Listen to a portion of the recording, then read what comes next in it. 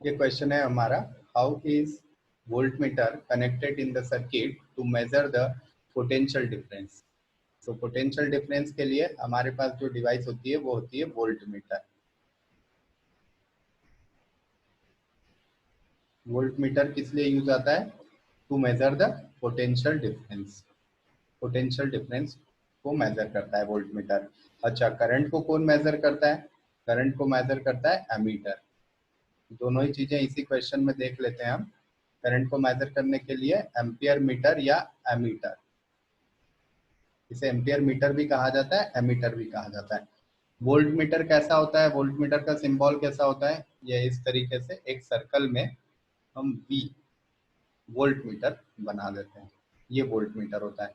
Ammeter का symbol कैसा होता है? एमीटर का सिंबल इसी तरह से एक सर्कल में ए लिख दिया जाता है, ये एमीटर का सिंबल हो गया। ठीक है, अब इनको सर्किट में कैसे कनेक्ट करना है? तो पहले तो सर्किट का मतलब समझ लेते हैं। सर्किट का मतलब क्या होता है? सर्किट का मतलब होता है कि कोई भी इलेक्ट्रिकल एलिमेंट का किसी वायर के साथ कनेक्ट कर देना, वो सर्किट होता है। तो एक इलेक्ट्रिकल एलिमेंट मतलब एक रेजिस्टेंस हमने ले लिया, ये आर रेजिस्टेंस, इसको क्या किया, एक बैटरी के साथ या एक सेल के साथ हमने कनेक्ट कर दिया, तो ये बन गया हमारा सर्किट। ठीक है, अब आपको अगर पोटेंशियल डिफरेंस मेजर करना है, आपको मेजर करना है सपोज पोटेंशियल डिफरेंस, तो पोटेंशियल डिफरेंस अगर आपको मेजर करना है तो आप क्या यूज करोगे? Volt meter. और वोल्ट मीटर का सिंबल कैसा है? ये इस तरह का। ये वोल्ट मीटर कहाँ पर लगाना है आपको?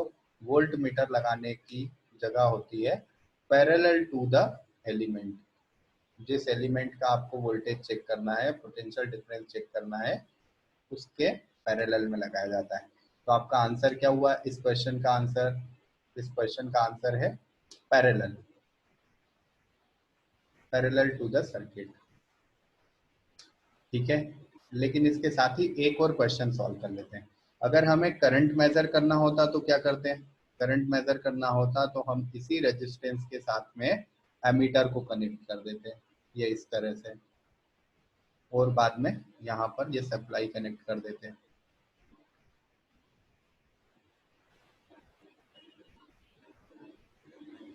अब देखिए, यहाँ हमने एमीटर को कैसे कनेक्ट किया है, सीरीज में या पैरेलल में?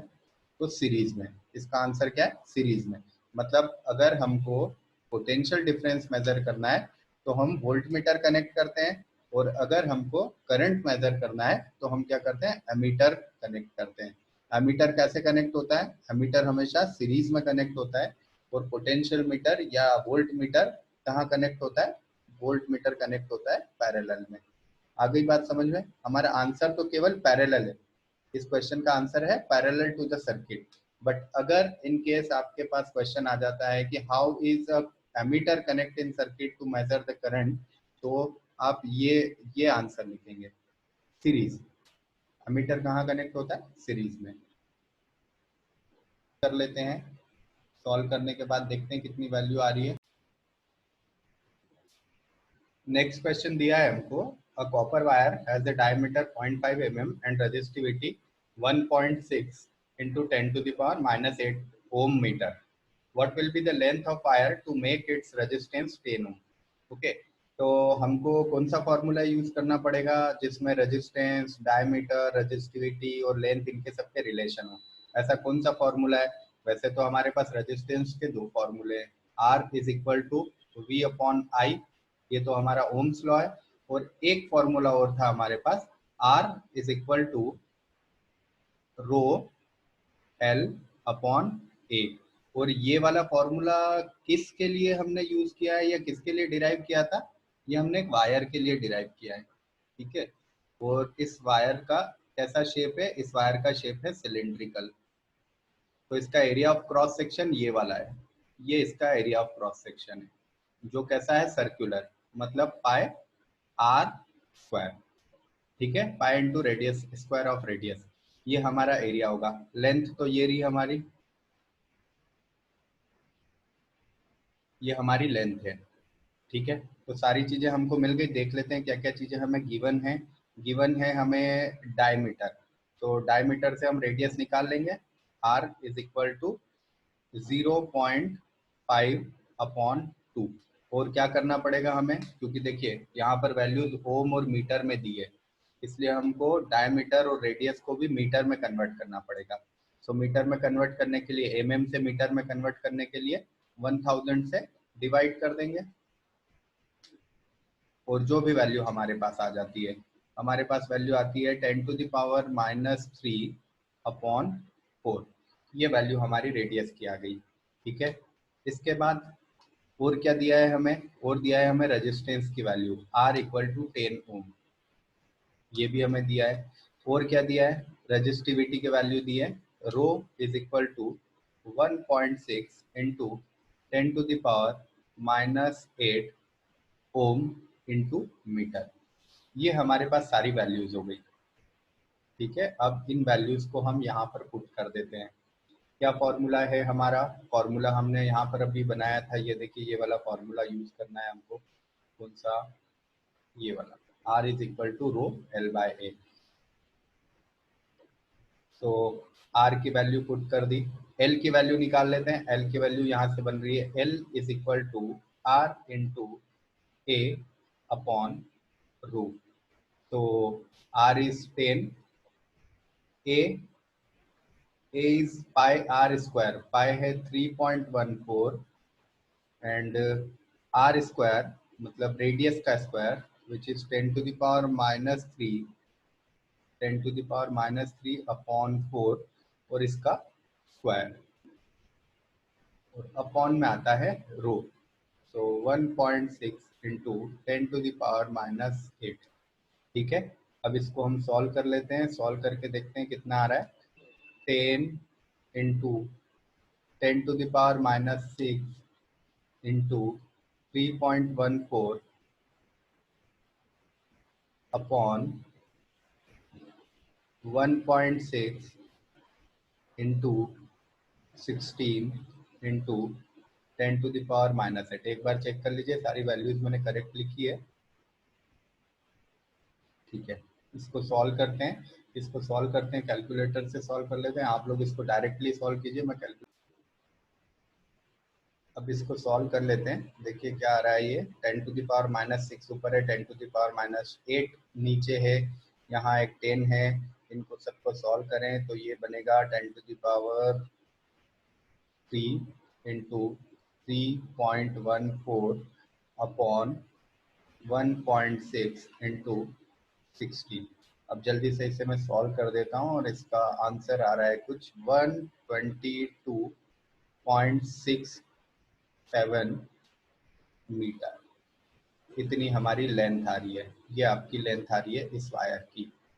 ठीक है, अभी ये क्वेश्चन खत्म नहीं हुआ है, इस क्वेश्चन में अभी कुछ और भी पूछा है। देखिए क्या पूछा है, how much does the resistance change if the diameter is doubled. अगर डायमीटर को डबल कर दिया जाए तो रेजिस्टेंस पे क्या चेंज आएगा। तो इस टाइप के क्वेश्चन के लिए मैं आपको एक तरीका बताता हूँ, इसको देखिए ध्यान से। हमारा फॉर्मूला जो होता है रेजिस्टेंस का, वो क्या होता है, R = ρL/A। ठीक है, या इसको और ओपन कर दें तो ρL/π और रेडियस का स्क्वायर। ठीक है, अब अगर आप यहाँ पर रेडियस को डबल कर देंगे तो देखो क्या होगा। रेडियस को डबल करना मतलब डायमीटर को डबल करना, डायमीटर डबल किया तो रेडियस भी डबल हो जाएगी। तो अगर मैं रेडियस को डबल करता हूँ तो देखो क्या होगा, ρL/π और नई रेडियस है हमारी 2 r। अब 2 r है तो इसका स्क्वायर कर दिया। अब देखो क्या बनेगा, ρL/π r² और क्या बना, 2 का स्क्वायर क्या बना 4। तो 1/4 को मैं एक तरफ ले लेता हूँ यहाँ पर, ये 1/4। अब देखिए ये वाली वैल्यू ध्यान से देखिए आप, ये वाली वैल्यू बिल्कुल आपकी पुराने वाली रेजिस्टेंस जितनी हो गई। तो इसको तो आप R लिख सकते हैं, इसको तो आप R लिख दोगे ना, डायरेक्टली इसको हम R लिख सकते हैं, क्योंकि पुरानी वाली वैल्यू जो R की थी वो यही तो थी। यहाँ देखो रो, ये वाली वैल्यू देखो, तो ये वाली वैल्यू R के इक्वल है। और क्या बचा है साथ में, R × 1/4। तो नई वैल्यू कितनी हो गई, r/4। तो आपने अगर रेडियस को या डायमीटर को डबल किया तो आपकी नई वैल्यू कितनी बन जाएगी, रेजिस्टेंस का 1/4 हो जाएगा। ठीक है, यहाँ पर फिर से एक बार ध्यान से देखिए, इस क्वेश्चन में देख लीजिए क्या बोला है उसने, how much does the resistance change if diameter is double. तो डायमीटर अगर डबल होता है तो एरिया क्या हो जाएगा, 4 टाइम्स हो जाएगा। और एरिया अगर 4 टाइम्स होता है, ये एरिया अगर 4 टाइम्स होता है तो यहाँ 4 का मल्टीप्लाई होगा यहाँ पर, और यहाँ 4 का मल्टीप्लाई होगा, मतलब नया जो रेजिस्टेंस है वो कितना बन जाएगा, नया रेजिस्टेंस बनेगा r/4। ठीक है, एक एग्जांपल ले लेते हैं। इसी पैटर्न पे मैं आपको 2 क्वेश्चन और दे रहा हूँ, वो दोनों क्वेश्चन आप करके देखिए और उनका आंसर मुझे कमेंट बॉक्स में दीजिए। ये देखिए क्वेश्चन है, the resistivity of iron is this, resistance is 1 ohm, and if the length and diameter both were doubled then what will be the new resistivity। ठीक है, ये एक क्वेश्चन है। और दूसरा क्वेश्चन है, when the length and area of cross section both are doubled then what is its resistance। अगर length को भी डबल कर दें और एरिया भी डबल कर दें तो नया रेजिस्टेंस कितना होगा। दोनों ही क्वेश्चन थोड़े से ट्रिकी हैं, लेकिन आप कोशिश करिएगा, अगर आंसर आता है तो मुझे कमेंट बॉक्स में भेजिएगा। ठीक है, यहाँ पर इस क्वेश्चन के लिए मैं आपको एक हिंट दे देता हूँ, resistivity does not depend upon shape and size of wire. It means resistivity is the property of material, not the body। Body की प्रॉपर्टी नहीं होती है रेजिस्टिविटी, मटेरियल की प्रॉपर्टी होती है। और क्वेश्चन के अंदर रेजिस्टिविटी के बारे में क्वेश्चन पूछा हुआ है, इसका ध्यान रखना आप। ठीक है, और सेकंड वाले क्वेश्चन के लिए आपको यही फॉर्मूला यूज करना है, R is equal to rho L upon A। इन्होंने कहा है लेंथ को डबल कर दें और क्रॉस सेक्शन एरिया को भी डबल कर दें, नया रेजिस्टेंस कितना हो जाएगा। ठीक है, दोनों के आंसर निकालिए और मुझे कमेंट बॉक्स में मैसेज करिए।